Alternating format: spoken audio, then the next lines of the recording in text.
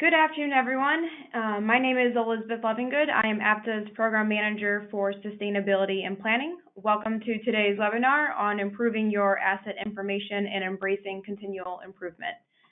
This is the third webinar in the joint webinar series between APTA and FTA, who have partnered together to facilitate peer guidance on the topic of transit asset management.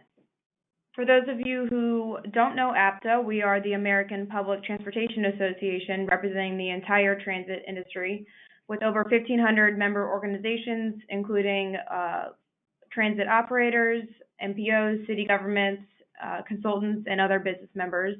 And we're the voice for the public transportation industry. Here is our new mission statement along with some of the goals.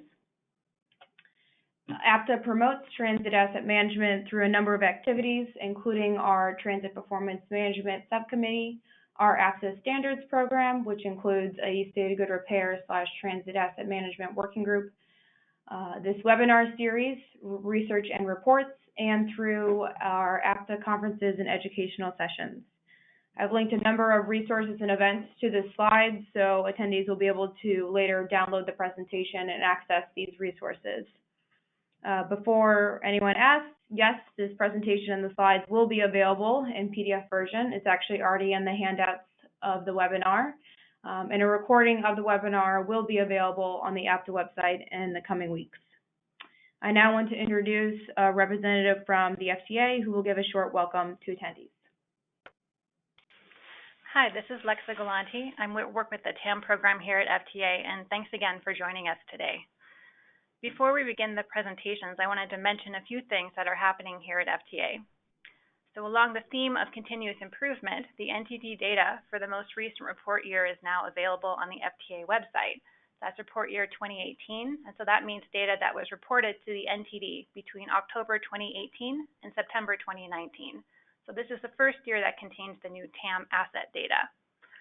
Feel free to look at it and compare it to maybe the reality at your leisure. We've also created some fact sheets that summarize new nationwide data of that TAM data. So feel free to look that out. It covers the 4 asset categories as well as performance targets and an overall summary. And you can see a screenshot of that on this slide.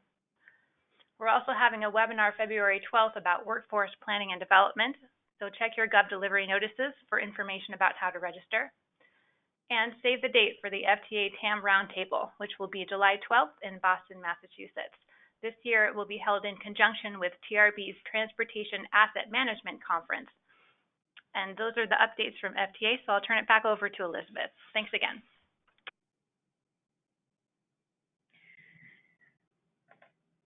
Thank you so much, Lexa. We're certainly excited to have such a great partnership with FTA, and we appreciate all of our collaboration on this topic. I now want to introduce the moderator for our webinar, Laura Zeile. She is the Manager of Asset Management at SEPTA in Philadelphia, and she also chairs the State of Good Repair / Transit Asset Management Standards Working Group, which she can tell you a little bit more about. Laura, take it away. Thanks, Elizabeth. Again, thank you very much, everyone, for joining us on today's webinar, and we're particularly happy to be able to partner with APTA and the FTA to put out some information about asset management. We are really appreciative of the fact that APTA really sees asset management as a key enabler of their strategic business goals.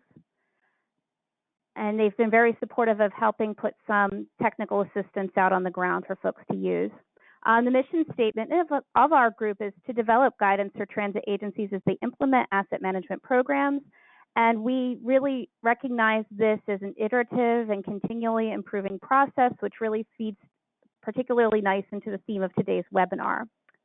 Next slide, please. So the first thing I just want to call your attention to very quickly is that we've already put a number of documents and pieces of guidance out on the street already. These pieces of guidance are all on the APTA website, and Elizabeth has included a link to those at the bottom of this slide. I want to particularly call your attention to the second document on here, Improving Asset Management Through Better Asset Information, which is the document that our second presenter, Simon, will be speaking about today. To date, most of our guidance has been pertinent to the ideas of data quality and communicating inside and outside of your agencies. Next slide, please. However, we have the next steps of guidance in development now, which include, again, how to talk about those performance targets that Lexa was just discussing, the concept of using asset criticality to make investment decisions, really making your TAM plan actionable, and finally, again, how to build your asset management team. These are all key enablers to take your TAM program to the next step within your agency, and we are hoping to have that guidance out in spring and summer of this year. Next slide, please. And again, just looking down the road, we continue to see asset management as a continually evolving process. And here are some of the areas that we are thinking about adding some guidance to what is already out there as far as continuous improvement. Next slide, please.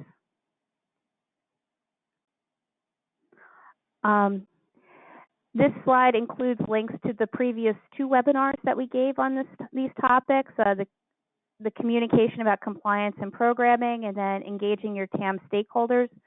You can download the slides, the relevant asset management guidelines that we developed, as well as recordings of the webinar, including some of my terrible jokes on these web pages. And today's recording will be there as well. Next slide, please. So who are we listening to today? Again, I'm the chair of the Asset Management Working Group, and we're also joined by 2 other members of our APTA Standards Working Group, Luke Westland and Simon Smith. Next slide, please. Finally, we do like to make these webinars as interactive as they can be with this particular medium in mind, and we ask you to ask any questions that you have. We will probably hold them all till the end of the 2 presentations. You can type your questions into the question box on your screen and click it on the send arrow, and we will direct it to the presenter who is best equipped to answer that question. Next slide, please. That all being said, I want to introduce our first speaker, Luke Westland, who is the Manager of Business Analysis at RTD in Denver. Luke's background includes 12 years of vehicle maintenance experience. More recently, Luke has spent the last 7 years helping to develop the asset management program at RTD Denver. I personally appreciate Luke's pragmatic and approachable tactics that he takes to describe and talk about asset management at RTD, and I'm looking forward to his presentation. Your turn, Luke. Sorry about that. Take myself off of mute. Mm-hmm. So again, this is just I'm going to walk you through continual improvement, a continual improvement overview, and some RTD examples here at RTD. Next slide. So before we get started, I'm going to make some basic assumptions.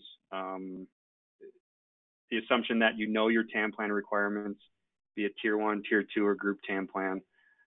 You've participated in the creation of your TAM plan, so you have intimate knowledge of kind of where you stand in regards to your asset management program. And then more importantly, you want your TAM plan to be actionable. That's going to be a theme throughout this. And it's also assumed that you understand that your TAM plan is the starting line and not the finish. You've probably uncovered a few missing pieces along the way, some things that maybe didn't align as nicely as you thought, and again, needs improvement. And this general idea that you've created asset management nirvana on your first attempt is not likely, so we all need to improve. Next slide. So this is just a call out and a reminder for us Tier 1 agencies that continual improvement is part of the requirement. And I want to specifically call out the description of the evaluation plan, requirement number 9 from the FTA's website, and it does include the actual, continuous improvement as a component. Next slide. So if you've gotten this far and you're still not convinced that continuous improvement is something that you should do, you should know that it is considered best practice. So the Institute of Asset Management and ISO 55000 both framework or model, if you will, around physical assets, proven frameworks, and a large part of those frameworks include a plan, do, check, act, or a continual improvement cycle kind of woven throughout those frameworks. Next slide. So to help us better understand continuous improvement, this is one definition that I found useful. And I'm going to skip right to the highlighted piece here. Everyone working together to make improvements without necessarily making huge capital investments. So I like this definition for two reasons. The culture piece, obviously, and some benefits of that culture is it makes failure an opportunity, and it creates a proactive learning environment. And it also makes change more manageable. And when I say more manageable, I believe it's more manageable because it allows you to move forward without knowing all the answers. Because if we knew that this was our final, we would probably not move forward until we knew all those answers. But we know that this is just our first iteration, so we can move forward with what we have and improve from there. And then the second part about this definition is about not needing to spend money. So in a time where our needs greatly outweigh our resources, I think it's important to remember that we can improve our organization, or we can improve at no cost to the organization. So we can do more with less. Next slide. So again, one more definition just for good measure. Improvement in business strategy, business results, customer, employee, and supplier relationships can be subject to continual improvement. In short, continuous improvement applies to every part of your business. It applies to your people within your organization, not just on your team, all the processes that they encounter on a day-to-day basis, the information they consume or provide, and the technology they use. So it's just getting better all the time, all parts of your organization. Next slide.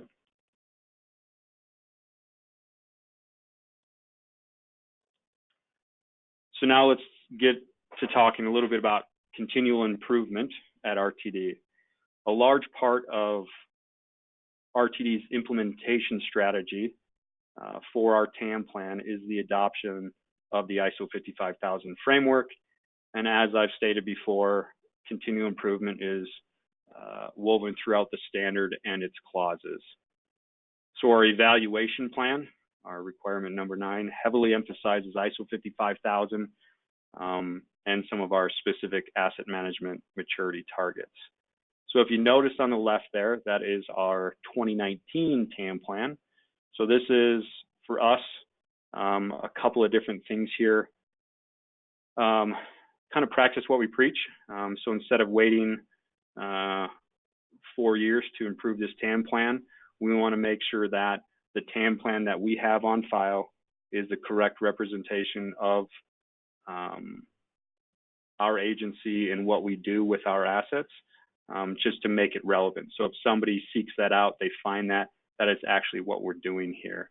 Because it would kind of, from our perspective, if we pick up a TAM plan that is now aged 4 years, it could lose some of its value or credibility if it does not match what the agency does. So I just wanted to point out that we do renew our TAM plan every year, or improve it every year. So with that said, instead of boring everybody with some ISO clauses, I'd like to focus on some very simple lessons learned that have helped us during our continuous improvement efforts here at RTD. Next slide.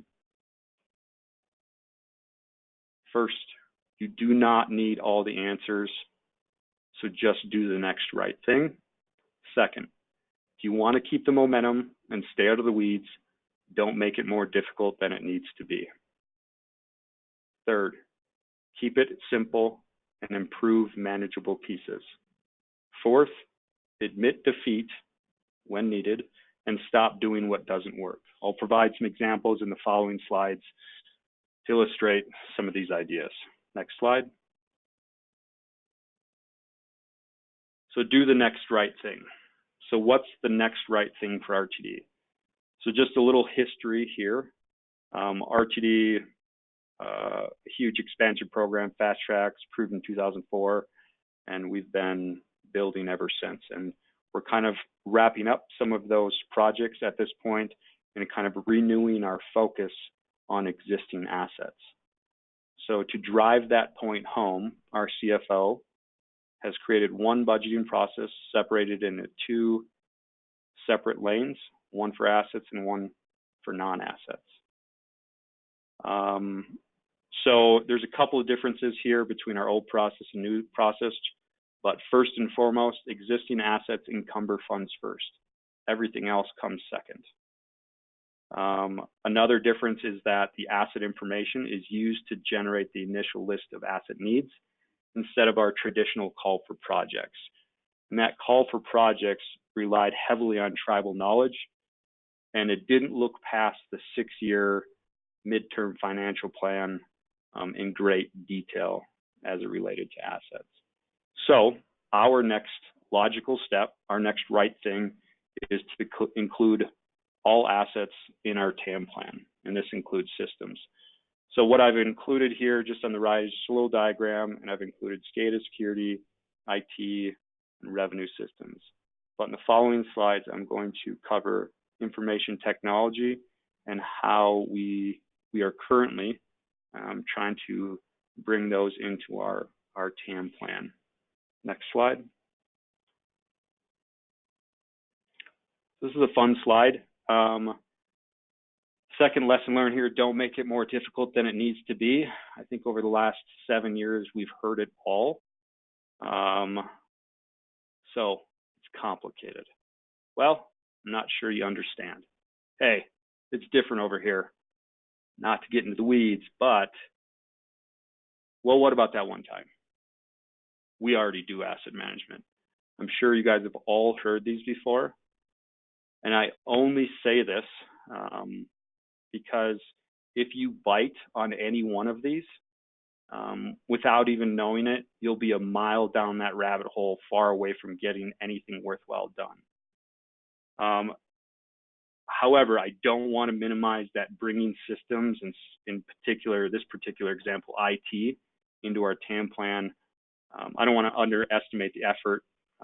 However, to put it as simple as possible, they are assets, and we should plan for their future replacements. So with that, we're going to include them. Next slide. So now we've taken IT, this big, all of these tens, if not tens of thousands of assets within our IT, under the IT umbrella. And for us, we kind of break things down systematically. We do asset class, and I know this terminology here on the left might not be something that your agency does, but I think you'll get the point here. So we take IT as the asset class, and then if needed, in this case we do need to break it into some functional groups. So we've broken it out into network, desktop, ITS, software and application development, telecom, and server. So right there, we've taken the idea of IT, which seems very broad and maybe insurmountable, and kind of created 5 different pieces that we can improve independently of each other. And I think there's a couple different benefits. One, I've got a single point of contact now for each of those functional groups, and an SME for each of those areas. And again, these can improve independently of each other. So for example, desktop has probably got the best hardware inventory of the group, which allows us to pull those in. So as we complete each one of these areas and kind of roll it into our overarching TAM plan and prioritize list of projects, we can pull these in as they are completed versus saying we have to wait until all of IT is done before we can move forward. So the next step is to create asset types for each of the functional groups. Next slide.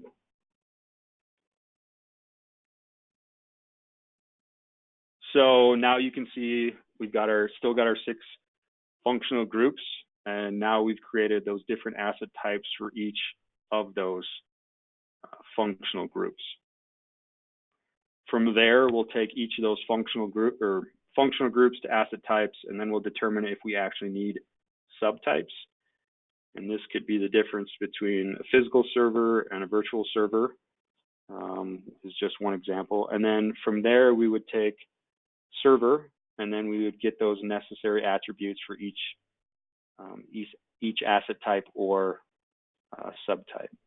I'm not going to go into much detail down into those bits of asset information because Simon is going to cover that in the next presentation. But you should get the idea. Improve manageable pieces. So now to kind of circle back, how does this relate to improving your TAM plan and your asset management plan at your agency? Next slide.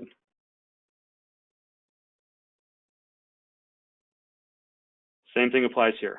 Improve in manageable pieces.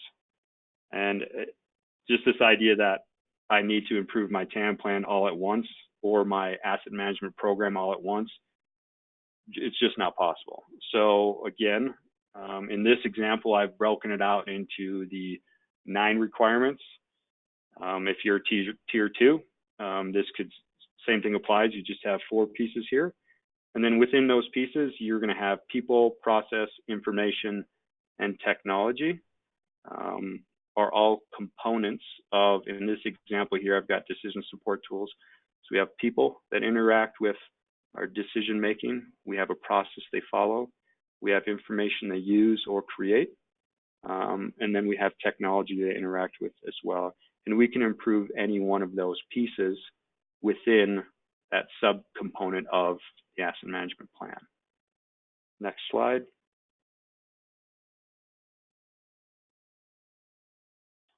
So stop doing what doesn't work. So switching gears a little bit here, one of the easiest things you can do to improve is just stop doing what doesn't work.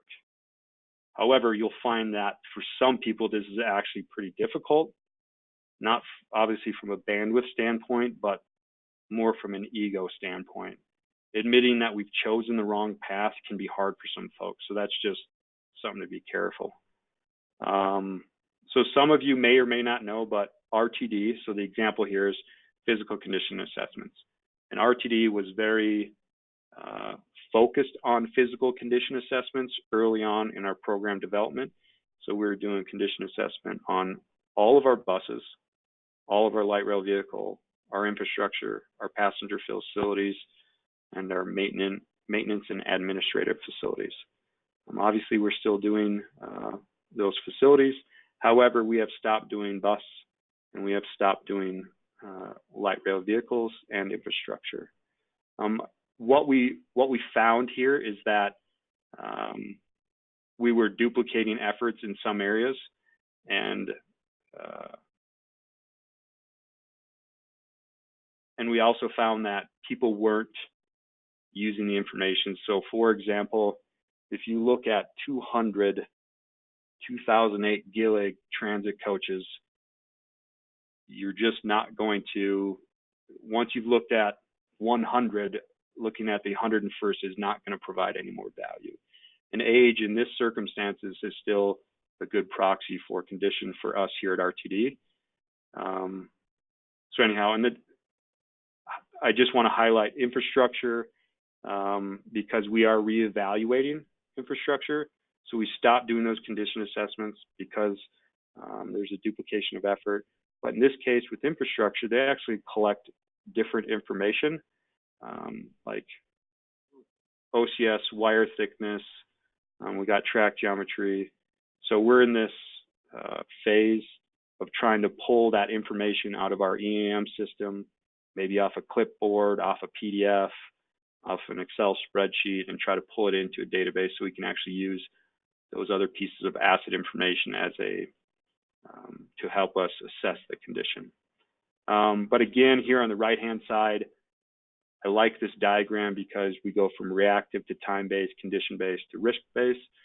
And for all things, you don't need to go to the most complex level for all things. Think about the laptop or desktops that you're viewing, you're using to view this webinar. Do we need a risk-based decision criteria for that, or is time enough?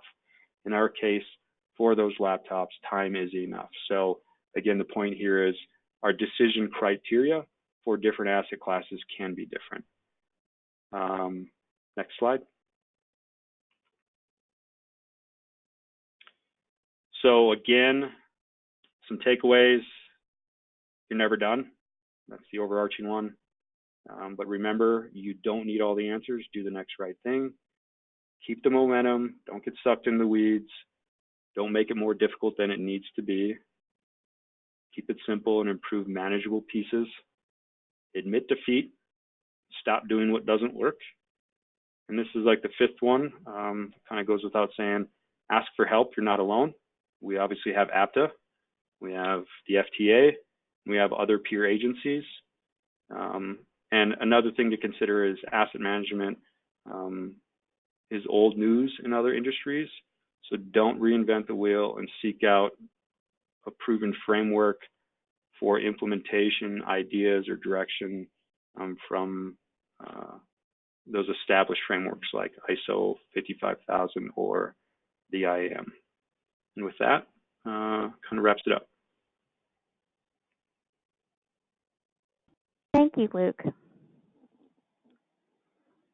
we're going to follow up that presentation with one about improving your asset information processes. Our presenter for this component of the webinar is Simon Smith. Simon helps asset-intensive organizations address their critical issues through the tailored application of asset management, strategic planning and systems, and thinking principles. He has worked with infrastructure organizations across North America and the UK, including transit agencies, state highway departments, metropolitan planning organizations, and utility companies. Simon has a first-class degree in mathematics from the University of Leeds in the UK and is currently the Director of Asset Management at AMCL in the United States. On weekends, Simon and his wife can often be found trying to keep up with their two young children at their house just outside of New York City. And at that, here's Simon. Thank you, Laura. And can you hear me okay? Yes, yes. Great, thank you. Thanks, Laura. Thanks, Elizabeth, and thank you to the FTA and APTA for the opportunity to take part in this webinar today. And Luke, that was a great discussion you talked us through there. And many of the points that you mentioned there are certainly applicable to information. And I hope to pick up on some of the points you made earlier in my discussion now. Okay, let's see if these slides work. Yes. All right. Well, I think it's safe to say that everybody on the webinar today is involved somehow in the transit or transportation industry, which is a very asset-intensive industry, whether it's rolling stock, right-of-way infrastructure, control systems, maintenance equipment, facilities, stations, buses, pool vehicles, whatever it might be, lots and lots and lots of assets that we deal with in this industry. But whatever role we play in the industry, we all need good information in order to make good decisions about those assets. Whether we're asset managers in the TAM office, whether we're involved in the capital planning process, the maintenance or operations of the assets, whether we're executives or elected officials at the top of the organization, project managers or engineers, performance managers or finance or procurement, all of us make asset-related decisions in some way, shape or form. And all of us rely on good information to make good decisions. As I'm sure you've experienced, often the information we need is sometimes missing. That vital piece you need to create your report or to finish your document is missing. Sometimes even worse, sometimes the information is metaphorically jumbled all over the floor, facing the wrong way, and you don't even know where to start. So, my presentation today is going to talk about how we solve the asset information puzzle. I'm going to talk a little bit about how asset information can be used to make decisions, talk about some common decisions within the transit industry that rely on asset information and some of the challenges we see with asset information in transit, and then finish off with some practical recommendations on how you can go about improving the asset information at your organization. So let's start with why information is so important to make decisions. So decisions rely on data. We have lots and lots of data in our organizations. Often data is in a raw form that to the human eye doesn't make much sense. But putting data together allows us to draw meaning from the data in the form of information. So we can convert the raw data to understand that cable X, in this example, is carrying 750 volts. Because of the organizational knowledge we have, we can apply context to that information and understand that voltage is exceeding the maximum allowable voltage for that particular cable.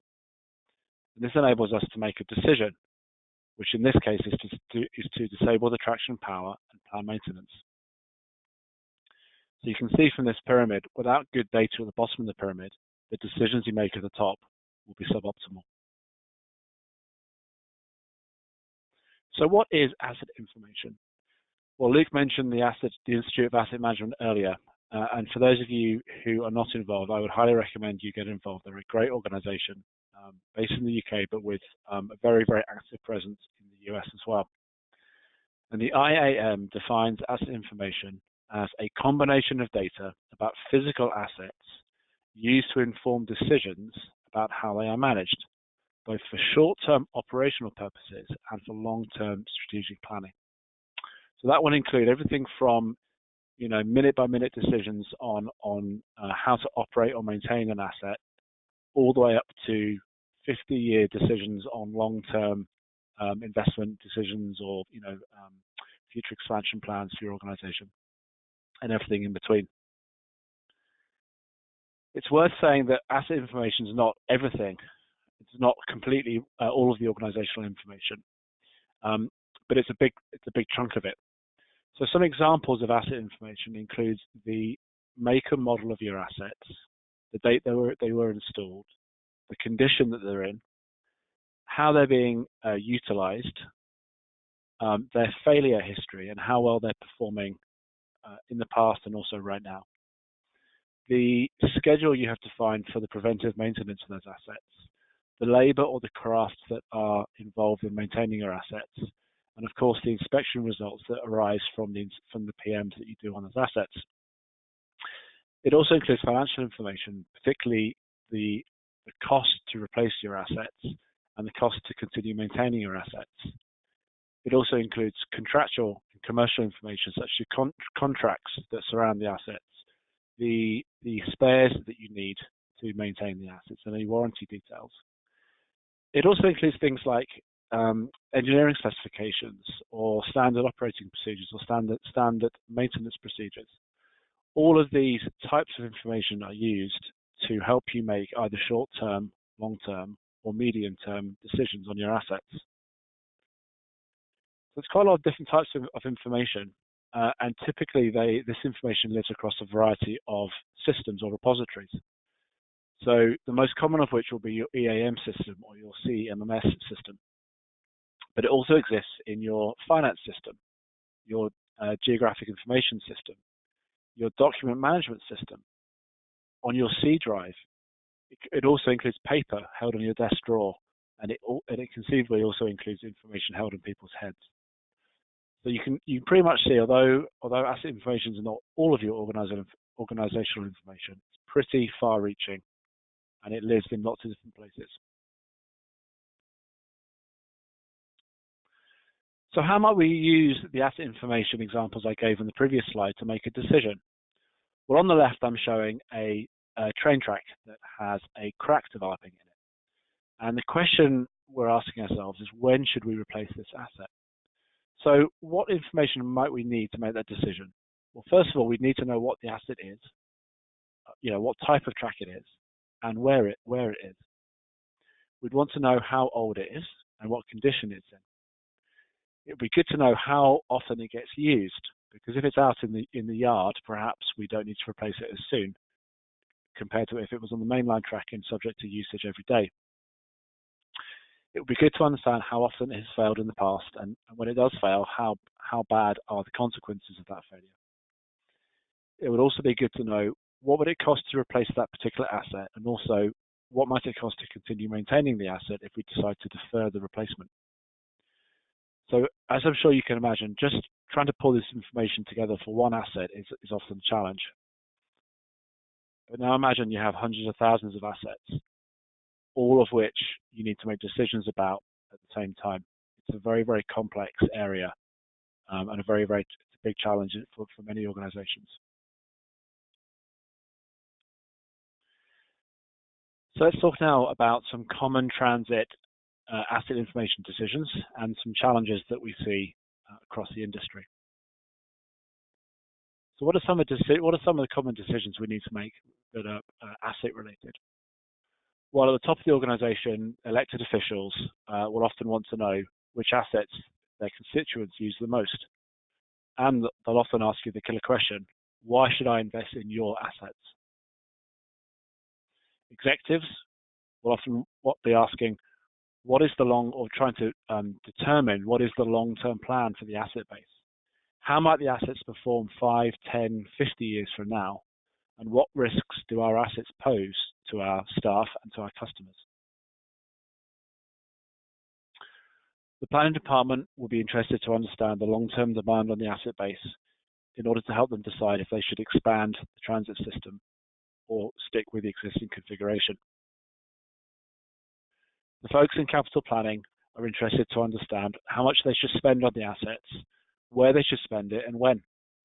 And given limited funding, how do they prioritize that expenditure? And what would happen if we defer it for another year or another 5 years?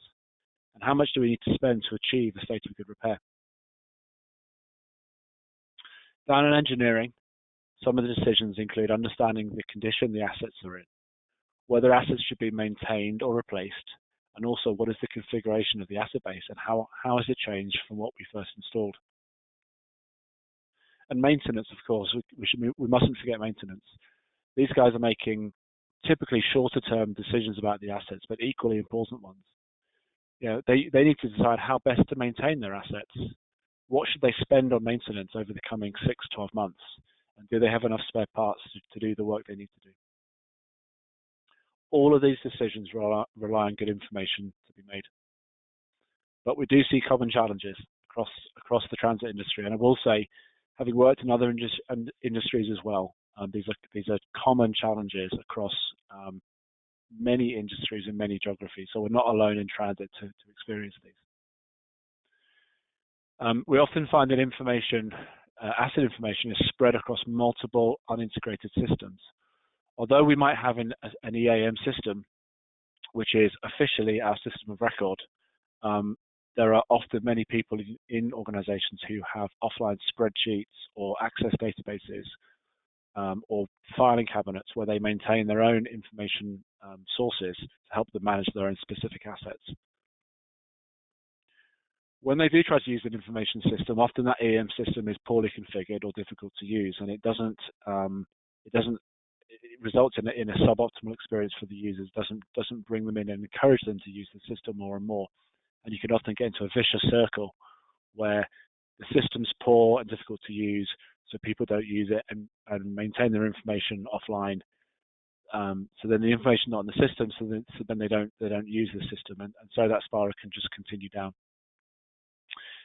The information itself is often poor quality, so we're missing key bits of information, or the information we do have is hard to find, and once we found it, we're not even sure if we can trust it. It's very common in transit, among with other industries, to have large volumes of unstructured data. So unstructured data is data that's particularly found in paper form or document form, and it's very, very hard to search. So this could include photos, PDFs, Word documents, scans, that kind of stuff, as well as paper manuals and paper forms held in filing cabinets.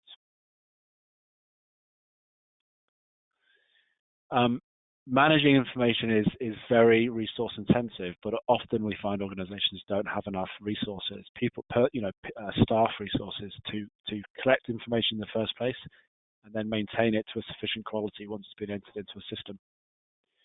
Coupled with that are unclear responsibilities for the information and the management of the information in terms of who's responsible for collecting it in the first place, but then more importantly, who's responsible for maintaining the information to a required level of quality once it's in your system.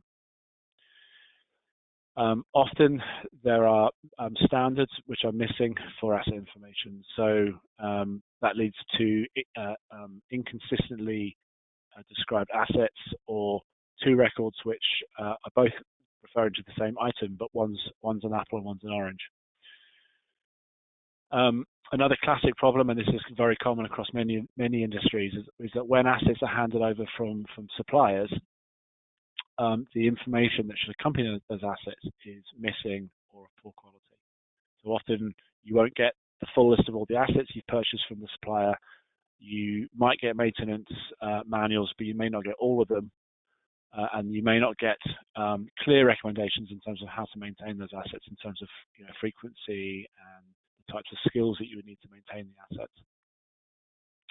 And then finally, there is a silver tsunami underway in the transit industry in the US, and as people leave and retire, they take the knowledge and the wisdom with them, which is very, very hard to replace.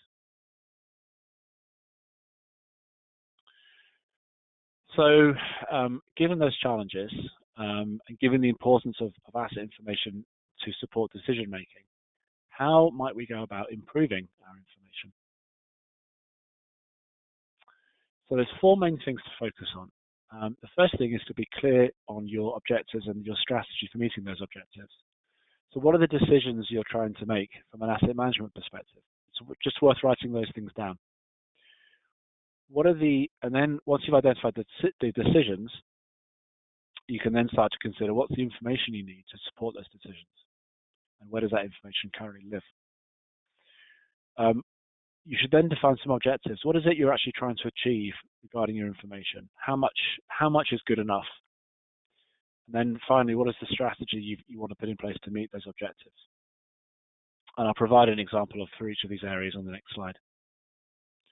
So once you're clear on your objectives and your strategies, and you understand the decisions and the information needed to support those decisions, a good first step is to define some standards, and I mentioned these earlier. So asset information standards will help you define what is the information that you need to capture in your EAM system, the format of the information and its structure, for example, its hierarchy or taxonomy, any quality requirements in terms of, for example, its completeness or its accuracy or its validity, and also processes and responsibilities for managing the information, both in terms of collecting it, but also maintaining it once it's in the system. And two common standards which are recommended to be developed is one for your asset register, which would include a definition of the types of information held in the asset register, as well as their structure and hierarchy. And then also a standard for maintenance that includes your PM schedules, your work orders, and any failure classification associated with your assets. In terms of your asset information systems, it's always good practice to document the requirements you have for your system. Even if you have a system in place today, it's a good idea to define the requirements that your business has for that system, because then you can do an assessment of the system against the requirements to see where there are opportunities or need to make improvements to that system. That can then lead to system enhancements, whether it's improving the functionality of the system, improving the user interface, for example, or introducing new technology such as mobile to support particular business processes. It's also important to consider the legacy systems I mentioned earlier, So what is the plan for integrating or consolidating those legacy systems with your main EAM system? And maybe one outcome might be that you decide to maintain a legacy system and not to integrate or consolidate it. That's also a perfectly valid option. And then finally, data load templates. So these can be used when you need to do bulk uploads to your EAM system. So when an asset supplier has provided you 100 new buses or has built a brand new station for you, they can fill in the data load template you give them, which can then be sucked into your EAM system with minimal effort. And then last but not least includes asset information management. So this includes things such as defining governance around your information, both in terms of, well, in particular, who was responsible and accountable for various bits of information and processes for managing the information. The definition of any data collection or migration you need to do, whether that's migrating from legacy systems or going out and doing, inventory or condition assessments of your real-world assets. It's always good to set up a data quality audit program. So once you've got your standards defined, you can then start auditing your data against the standards to identify areas where the data doesn't meet the standard and improvements need to be made. Don't forget training and coaching. Not only in terms of training users on how to use the EAM system, but also coaching them on the importance of information and helping to establish a good information culture at your organization. And then finally, resourcing. As I mentioned earlier, information is a very resource-hungry discipline. So it's always good to identify your resource requirements and start advocating for funding to secure the resources you need to do the work that needs to get done. So in closing, let's give an example of how these 4 areas might apply to improving your TAMP. So I'm sure many of you have already begun to think about how you might start to improve your TAMP. And in generating your first TAMP, I'm sure many of you found that the information you needed to generate the TAMP was hard to come by. Maybe it was missing altogether, or maybe you were able to find something, but you weren't sure if you trusted it. So let's say our objective is to produce an improved TAMP. And this is an example of continual improvement. So what's the information needed to produce an improved TAMP? Well, of course, inventory, installation data, maybe even condition of performance, depending on how or where you want to go with the TAMP. So the objective in terms of information, therefore, is to improve the inventory information completeness and accuracy for your most critical assets. So I've deliberately included the word critical here because we won't have time. It's highly unlikely that you'd have time or money to do everything. So you need to prioritize and figure out which ones are more critical than others and focus your efforts there. So in terms of standards, you'd want to define probably an asset register standard to define what inventory data you'd want to collect. You'd want to define the format, naming, and hierarchy conventions for your inventory data. Define what you mean by completeness and define what you mean by accuracy. And also define a process for how that inventory data gets entered into your EAM system. There are multiple improvements you could make to your systems, but you may consider, for example, introducing new fields to the EAM system on the asset register page to reflect the standard you've defined. Perhaps introducing some form of validation to some of the fields to enforce the standard, and also create data load templates to match your asset register standard. You might need to add a data analyst resource. You'd probably want to start looking at some of your existing inventory data, particularly its completeness and its accuracy, against the standard to identify any gaps you might have. And then once you've identified the gaps, you can start to plan and perform some form of prioritized inventory data collection effort for your most critical assets in line with the standard. And then once the data is in the system, you want to make sure that the quality of it is maintained. So you'd want to clarify ownership for the inventory data going forward. And that may include different owners across different asset classes or groups within your organization. So, at the beginning of the presentation, I talked about why asset information is so critical to making good decisions. I talked about some common asset information decisions that occur within transit, as well as some common challenges. And then I finished off talking about how you can take steps to improve your asset information, particularly in terms of defining objectives, defining standards, improving your systems, and then putting appropriate management and governance measures around that and in place. That concludes my presentation, so thank you for your time.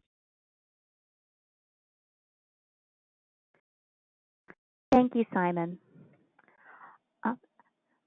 I do think that both Luke and Simon touched on a particular challenge within our industry right now, for those of us that are dealing with asset management, and particularly in the transit arena, is that the world doesn't stop while we achieve our TAM utopia. We're continuing to operate our assets while we're trying to improve our asset data and our data standard processes. And on top of that, not only are we trying to collect this data, but this data has to communicate to a lot of different audiences. And Simon really touched upon that in his presentation. So we're in the process where we are trying to do asset management at our agency, and we have data in a lot of different forms. So I have one question that came in for our panelists, and I'm going to direct this one to Luke. How do you communicate with asset information that you may or may not be super confident in, and how do you talk about those projections that you're making with that data? So I've got an idea who this question came from, but so when I think about that question about communicating with asset information, how we go about doing that, and for me, the question I think that's being asked is, or how I interpret that question is, what do we do with asset information? And for me, it's about communicating options to decision makers. It's our responsibility as asset managers to communicate, these are our options for our assets. We can prolong this asset, we can prolong this renewal effort or this replacement activity. But again, our responsibility is to provide options, and then the confidence about that information, I think we just need to be super transparent. And I think that confidence can vary by asset class. So for example, here at RTD, we may be more confident in our information in regards to bus information and that asset related information there, where we might be less confident in an area, an uncharted area like IT or systems, kind of where we're headed. So I think it's just to be transparent about where we're at and kind of provide some options. So I don't know if that answers the question, but that's how I interpret it. Simon, do you have anything to add to that? Yeah, I do. I think, Luke, that was a great answer. I would just build on that by saying, just because we don't have good information, it doesn't stop decisions needing to be made. So you can still make a decision if you don't have good data. You'll just be less confident in the strength of that decision. So I think it's useful to think in terms of a continuum. One end of the continuum you've got perfect data, and therefore the decisions you make at that end of the continuum are going to be very, very strong. At the other end of the continuum, you've got terrible data.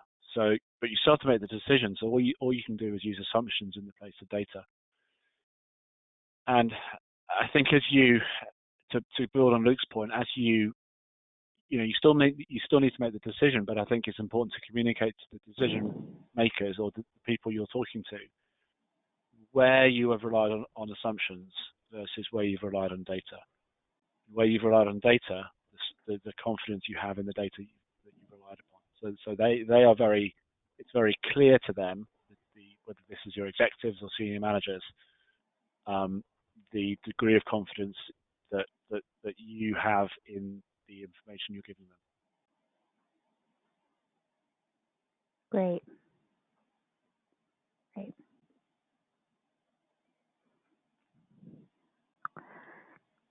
And then honest, coming at this from somebody that works at an agency myself, is when we make our projections and we send them out for the folks that give us the information to take a look at it. And if the projections don't gel up with what the SMEs think that it should, we ask them to reevaluate the data. And it's a really good way to help evaluate what data to perhaps target as part of your continuous improvement with your next version of your TAMP or your inventory. We had another question come in, and this one is for Simon, and they're referring to slide 44. So, Elizabeth, could you perhaps slide back to that one? Okay. And the questioner is asking, what kind of personnel is needed for each of the 3 tracks to define info standards, configure the asset information systems, and asset info management? Yeah. That's a good question. So to define, yes, asset information standards are typically Word documents, although they can also be defined in Excel. They are quite technical in nature. You know, when you include things like asset hierarchies and naming standards and that kind of, you know, completeness or accuracy requirements, that's quite a technical.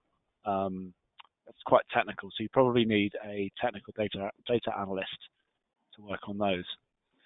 Mm-hmm. You'll notice that standards also include the definition of processes. So you may want to include somebody who's got business process modeling experience, whether it's a business process analyst or somebody of that ilk to support the data analyst to together generate the standard. In terms of the asset information systems, well, it depends.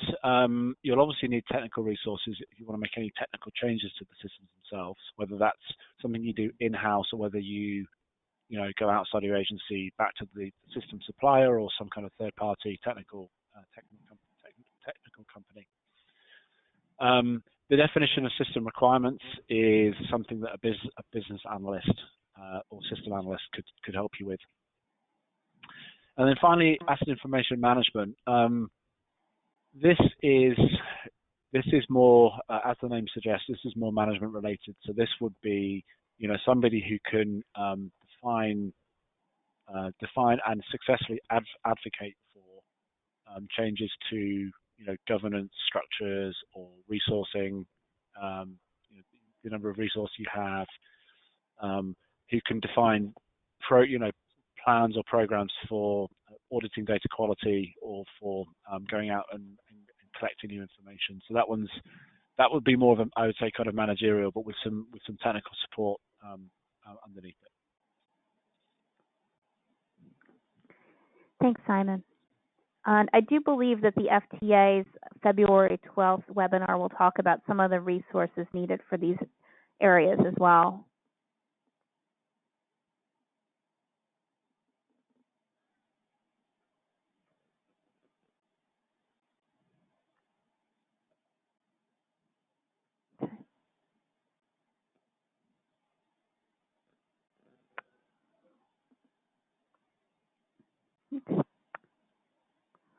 I'm going to give one last appeal. If you have any questions, please type them into your question box.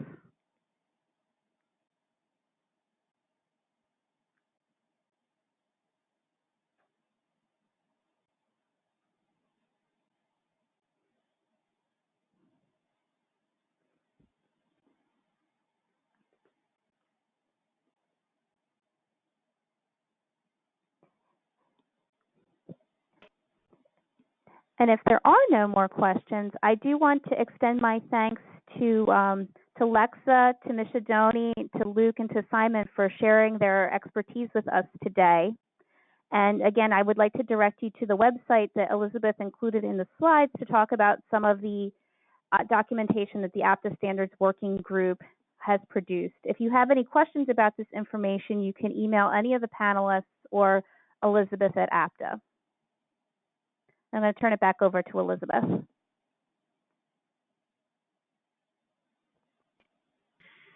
Thank you, Laura, and thank you everyone else for joining. There will be the recording and the presentation slides available on the APTA website under webinars in about a week.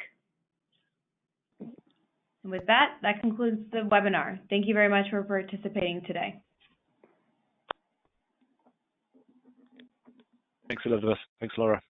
Thank you, guys. That was fantastic.